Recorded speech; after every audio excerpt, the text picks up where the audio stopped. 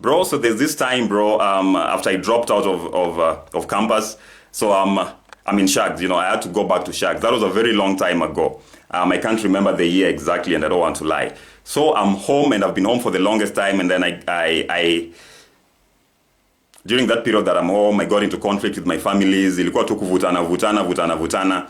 Because mimi pia, I'm someone who will do me, bro. Mimi, you can't force me to do something, especially if I don't feel like doing it. So I got into conflict with my parents, and I even had to leave home. They kicked me out of home, literally. So I had to live with a friend. His name was Alan. So during that period, bro, I'm stressed, and I'm like, what can I do? And ilipata kama Bolo, Bespoke, and Miss Mueni, Bespoke City, their brand, had not even blown up yet.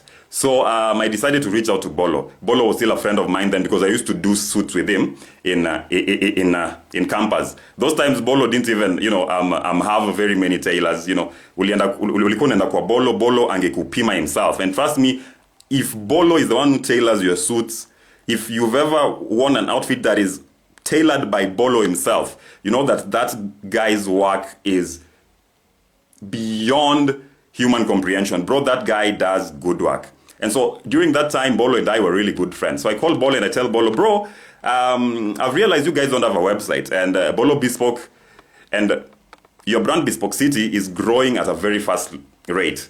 Koro, at this time, I'm currently home.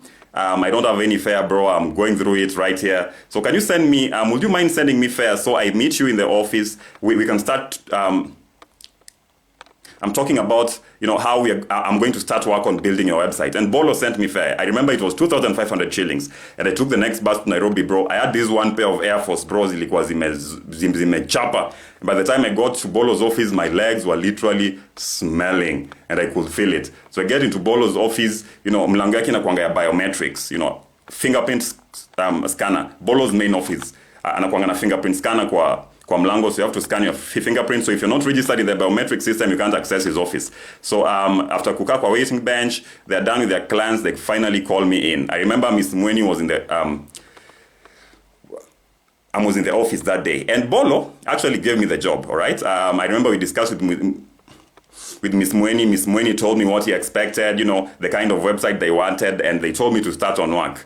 And tell me why, about a week later, Bolo just texts me out of nowhere, tells me to stop working on the website with no explanation, and that is the last time I ever had a proper conversation with Bolo. So for those of you who have been asking, what is this beef between me and Bolo? That is the beef between me and Bolo.